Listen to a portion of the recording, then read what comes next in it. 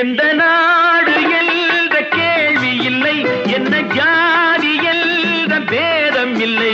எந்த நாடு என்ற கேள்வி இல்லை, என்ன ஜாதி என்ற பேதம் இல்லை. மனிதர்கள் அன்பின் வழி தேடி இங்கு இயற்கையை வணங்குகிறார். மலை உயர்ந்தது போல் மனம் உயர்ந்ததென்று இவர் வாழ்வில் விளக்குகிறார். இவர் வாழ்வில் விளக்குகிறார்.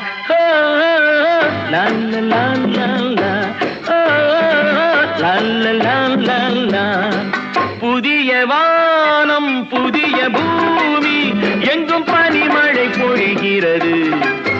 நான் வருகையிலே என்னை வரவேற்று வண்ண பூமழை பொழிகிறது.